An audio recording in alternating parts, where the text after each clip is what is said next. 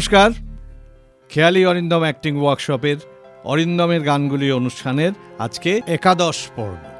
গত পর্বে শেষ করেছিলাম সাবরমতী ছবির গান দিয়ে, আর ইতিমধ্যে আমার ছবির ব্যস্ততা তো বেড়ে গেছে।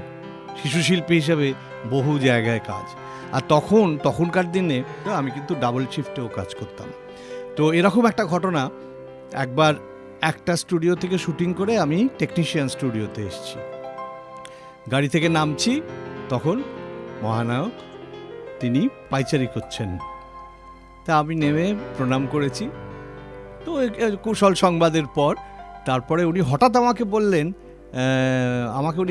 আমি যেহেতু মামা ডাকতাম, উনি আমায় ভাগ্নেই বলতেন, ভাগ্নে তোমার সঙ্গে রমার আলাপ আছে। রমা বলতে শ্রদ্ধেয়া সুচিত্রা সেন। তো আমি বললাম যে না, চলো। আর তখন শুটিং চলছে কমললতা ছবির। তো আমাকে উনি হাত ধরে নিয়ে গেছেন ফ্লোরে ঢুকেই উনি বলছেন, রমা, এই যে আমার ভাগ্নে, ও ছবিতে অভিনয় করে আর খুব ভালো গানও গায়।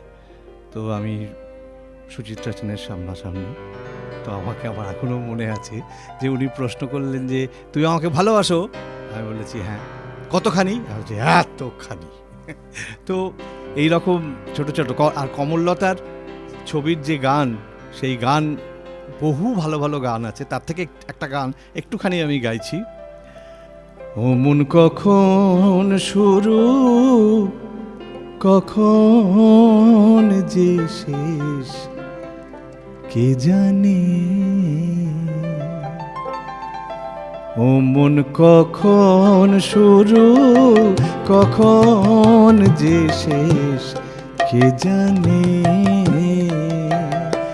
ও যে বাজি করে খেলারে মন, বাজি করে খেলারে মন, যার খেলায় সে জানে।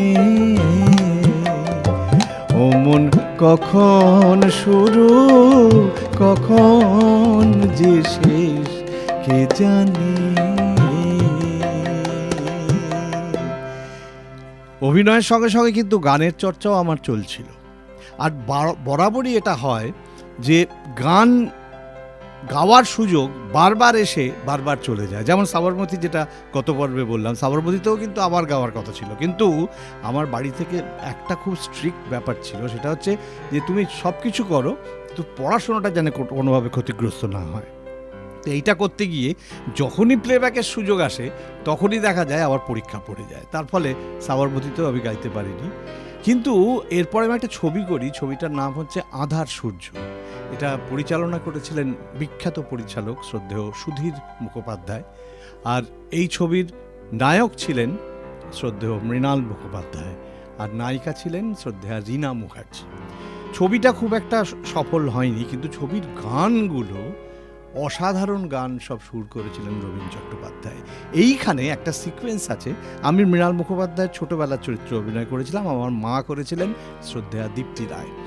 তো এরকম একটা সিকোয়েন্স আছে যে মা আমাকে ঘুম পাড়াচ্ছে, তো এবার ঘুম পাড়াতে পাড়াতে উনি যে গানটা গাইছেন, সেই গানটা গাইতে গাইতে উনি ঘুমিয়ে পড়েছেন, তখন আমি মাকে আবার ঘুম পাড়াচ্ছি ওই একই গান দিয়ে। আর মায়ের গলার গানটা একটুখানি জাস্ট খালি গলায় গেয়েছিলেন শ্রদ্ধেয়া প্রতিমা বন্দ্যোপাধ্যায়। আর ওইখানে অন স্পট আমি শুটিংয়ে এই গানটা খালি গলায় গেয়েছিলাম।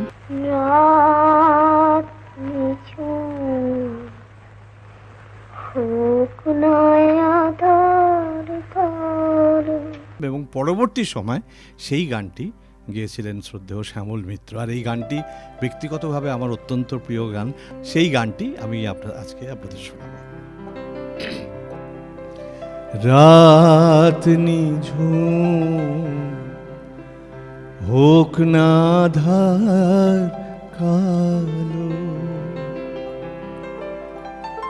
ঘরে আমার হাজার চাঁদের আলো,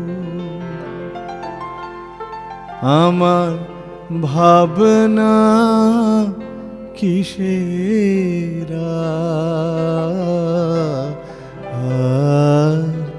রাত নিঝুম হোক না আঁধার কালো।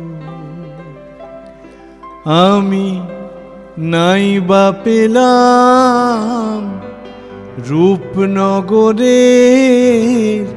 বাঁশি, আমি নাই বা পেলাম রূপনগরের বাঁশি।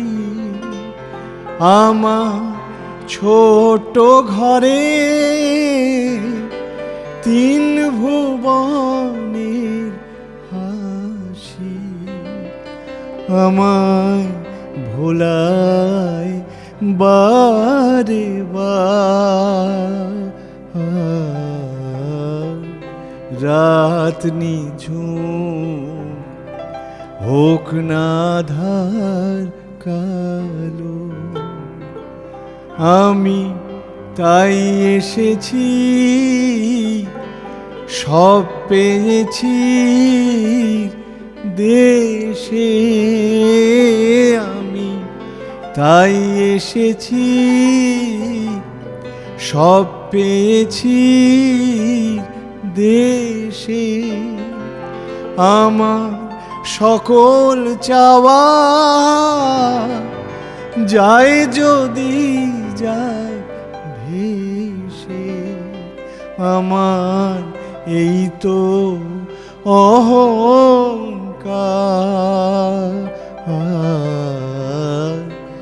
রাত নিঝুম হোক না আঁধার কালো, তোমার সত্য আমার বুকে, তোমার সত্য আমার বুকে। আমি ভুলতে তাকে পারবো না। আকাশ ভেঙে আসুক প্রলয়, মায়ের মাটি ছাড়বো না। তোমার সত্য আমার প্রাণের তপস্যা, তোমার সত্য আমার প্রাণের তপস্যা। আমি ভাগ্য রেখা লিখব নিজের হাতে।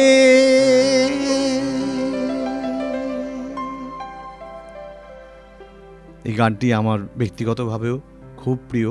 আর এই ছবির আরেকটি গান শ্রদ্ধেয় ধনঞ্জয় ভট্টাচার্যের গাওয়া, কিন্তু সেই গানটি আবার আগামী পর্বে শোনাবো। দেখতে থাকুন খেয়ালি অরিন্দম অ্যাক্টিং ওয়ার্কশপের অরিন্দমের গানগুলি, আর সাবস্ক্রাইব করতে কিন্তু ভুলবেন না। ভালো থাকবেন সকলে, নমস্কার।